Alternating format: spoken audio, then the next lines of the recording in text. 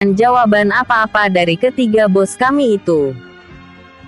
Tapi dari pihak pengawal yang berada di lingkar luar sudah diperintahkan untuk mengawasi lebih ketat orang-orang atau pasukan yang masuk itu. Jelas pengawal itu dengan detail. Ayah mertua Anindya hanya bisa mengangguk-anggukkan kepalanya.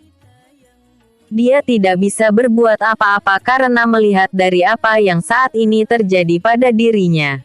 Dia tidak berdaya. Anindya berusaha mengambil alih. Dia berusaha untuk menelepon Erik Revan atau Valen. Tapi respon yang sama didapatkan juga oleh Anindya. Anindya mencoba menghubungi rumah besar, siapa tahu kalian beristirahat di sana. Tapi ternyata Valen juga tidak ada di rumah besar. Karena status Anindya adalah orang yang sudah meninggal, maka tidak berani untuk terang-terangan mendesak Bo Siti dan memperkenalkan identitasnya yang sekarang. Bo Siti sendiri adalah orang yang tidak diberitahu oleh Valen tentang status Anindya, anak-anaknya dan juga ayah mertuanya.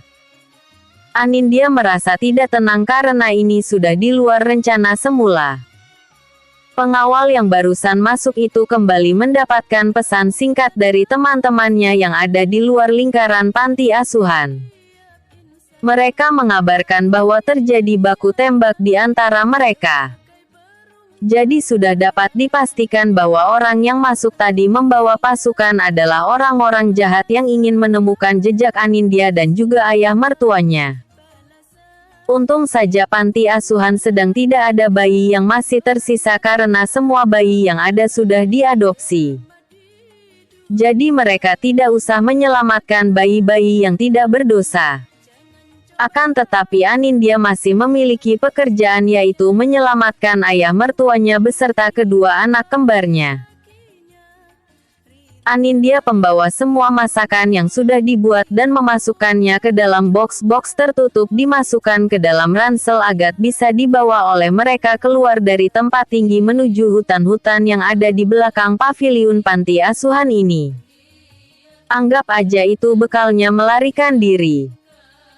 Sedangkan perawat Tuan Willy langsung menyiapkan semua peralatan yang ada agar dia membawa ayah mertua Valen itu dengan selamat. Sedangkan Anindya langsung hubungi kedua perawat yang membawa anaknya agar segera packing dan membawa peralatan-peralatan lainnya serta membawa anaknya ke areal dapur yang berbatasan dengan taman dan juga kolam renang. Karena dari situlah nanti mereka berkumpul sebelum melarikan diri ke areal hutan di belakang paviliun panti asuhan ini.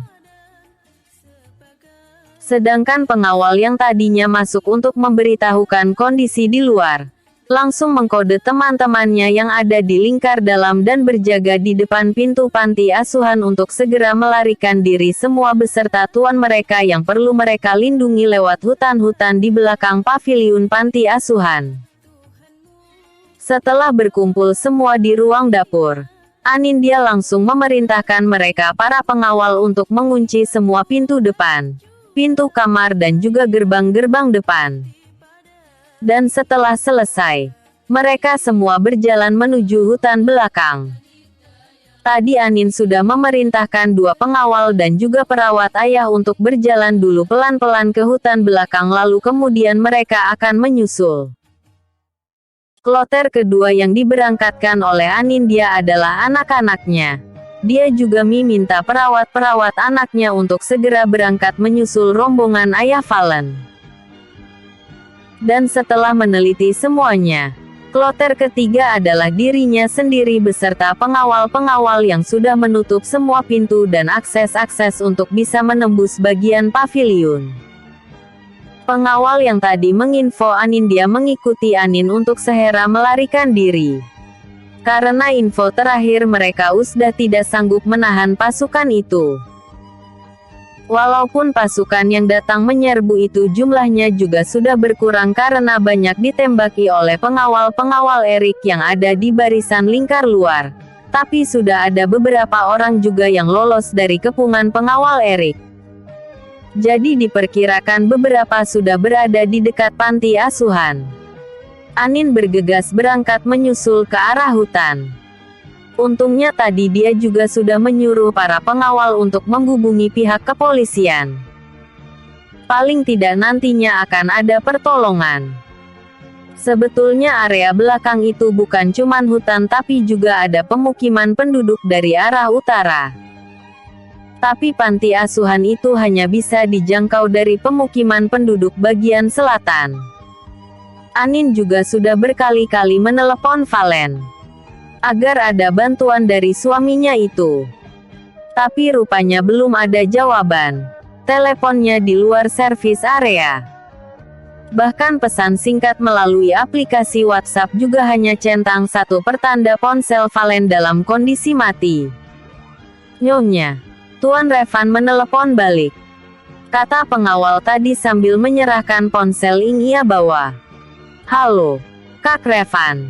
Tolong kami, kata Anin dengan suara tergesa dan juga sedikit terengah. Karena ia berusaha untuk berjalan lebih cepat agar bisa menemukan rombongan 1 dan 2. Ada pasukan yang menyerang desa di area lingkar luar. Tolong, katanya sambil terbata. Jalannya yang super cepat membuatnya hampir mendekati lokasi tempat ayah mertua dan anak-anaknya berada. Rupanya Revan mengerti kegentingan yang terjadi, sehingga ia meminta Anin untuk memberikan ponsel itu ke pengawal tadi. Setidaknya pengawal itu emang orang yang sudah terbiasa melewati hal beginian. Berbeda dengan Anin yang dalam kondisi terpaksa harus memimpin rombongan ayah dan anak-anaknya beserta para pegawainya itu. Revan segera memerintah para pengawal itu untuk membawa mereka ke base rumah penduduk di area utara. Memang mereka tidak memiliki orang-orang di sana, tapi ia akan mengirimkan orang dan bala bantuan ke arah utara, tempat yang akan dituju oleh Anin beserta yang lainnya. Pengawal juga menceritakan kalau nyonyanya juga cemas karena Valen belum bisa dihubungi sama sekali. Dan Revan yang tahu posisi Valen saat ini langsung saja menjanjikan bahwa Valen baik-baik saja dan akan memimpin evakuasi Anindya, ayahnya dan si kembar. Status keberadaan Anin dan ayah Valen harus tetap rahasia. Mungkin pasukan itu baru mengira saja. Jadi belum ada bukti kuat kalau sebenarnya Anin dan ayah Valen masih hidup. Revan harus segera bertindak. Dia akan menghubungi Valen dan komandan polisi yang masih di tempat maksiat itu, supaya bisa mengejar pasukan yang mengacau tempat prostitusi itu. TBC. Episode sebelumnya. RSMM 119. Episode berikutnya. RSMM 121. Terpopuler. Comments. RSMM 120. Hi readers. I'm back. Maaf kalau hanya bisa up sedikit-sedikit alias cuman 1 episode aja sehari. Karena kadang Thor juga bingung dikasih crazy update juga like, gift dan juga fotonya gak banyak. Tapi tuntutan update banyak. Padahal Thor juga punya keluarga yang juga harus diurus dan butuh beli pulsa untuk update. Tolong dong timbal baliknya jadi jangan lupa untuk like, gift dan vote ya. Kalau bisa sih sekalian disarekan supaya ceritanya bisa diketahui oleh yang lain. Wak aku. Makasih buat yang sudah like dan vote. Yang kasih gift besar juga aku ucapin terima kasih ya. Berkat kalian aku ada di sini. Aku seneng karena dukungan kalian. Aku jadi semangat update. Happy reading. Asteris. Kamu sudah menghubungi Erik atau Revan atau mungkin buat Valen? Tanya ayah mertua kepada pengawal itu dengan nada bijaksana. Justru tadi saya disuruh kemari karena kami sama sekali tidak bisa menghubungi Tuan Erik, Tuan Revan, atau bahkan Tuan Bos Valen. Kami kebingungan karena kami tidak mendapatkan jawaban apa-apa dari ketiga bos kami itu. Tapi dari pihak pengawal yang berada di lingkar luar sudah diperintahkan untuk mengawasi lebih ketat orang-orang atau pasukan yang masuk itu. Jelas pengawal itu dengan detail. Ayah mertua Anindya hanya bisa mengangguk-anggukkan kepalanya. Dia tidak bisa berbuat apa-apa karena melihat dari apa yang saat ini terjadi pada dirinya. Dia tidak berdaya. Anindya berusaha mengambil alih. Dia berusaha untuk menelepon Erik Revan atau Valen. Tapi respon yang sama didapatkan juga oleh Anindya. Anindya mencoba menghubungi rumah besar siapa tahu kalian beristirahat di sana. Tapi ternyata Valen juga tidak ada di rumah besar. Karena status Anindya adalah orang yang sudah meninggal maka tidak berani untuk terang-terangan mendesak Bo Siti dan memperkenalkan identitasnya yang sekarang. Bo Siti sendiri adalah orang yang tidak diberitahu oleh Valen tentang status Anindya anak-anaknya dan juga ayah mertuanya. Anindya merasa tidak tenang karena ini sudah di luar rencana semula. Pengawal yang barusan masuk itu kembali mendapatkan pesan singkat dari teman-temannya yang ada di luar lingkaran panti asuhan. Mereka mengabarkan bahwa terjadi baku tembak di antara mereka. Jadi sudah dapat dipastikan bahwa orang yang masuk tadi membawa pasukan adalah orang-orang jahat yang ingin menemukan jejak Anindya dan juga ayah mertuanya. Untung saja panti asuhan sedang tidak ada bayi yang masih tersisa karena semua bayi yang ada sudah diadopsi. Jadi mereka tidak usah menyelamatkan bayi-bayi yang tidak berdosa. Akan tetapi Anindya masih memiliki pekerjaan yaitu menyelamatkan ayah mertuanya beserta kedua anak kembarnya. Anindya membawa semua masakan yang sudah dibuat dan memasukkannya ke dalam box-box tertutup dimasukkan ke dalam ransel agar bisa dibawa oleh mereka keluar dari tempat tinggi menuju hutan-hutan yang ada di belakang paviliun panti asuhan ini. Anggap aja itu bekalnya melarikan diri. Sedangkan perawat Tuan Willy langsung menyiapkan semua peralatan yang ada agar dia membawa ayah mertua Valen itu dengan selamat. Sedangkan Anindya langsung hubungi kedua perawat yang membawa anaknya agar segera packing dan membawa peralatan-peralatan lainnya serta membawa anaknya ke areal dapur yang berbatasan dengan taman dan juga kolam renang. Karena dari situlah nanti mereka berkumpul sebelum melarikan diri ke areal hutan di belakang paviliun panti asuhan ini. Sedangkan pengawal yang tadinya masuk untuk memberitahukan kondisi di luar, langsung mengkode teman-temannya yang ada di lingkar dalam dan berjaga di depan pintu panti asuhan untuk segera melarikan diri semua beserta tuan mereka yang perlu mereka lindungi lewat hutan-hutan di belakang paviliun panti asuhan.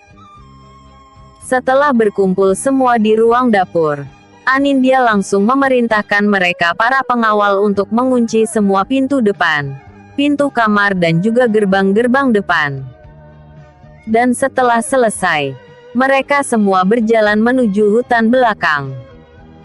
Tadi Anin sudah memerintahkan dua pengawal dan juga perawat ayah untuk berjalan dulu pelan-pelan ke hutan belakang lalu kemudian mereka akan menyusul.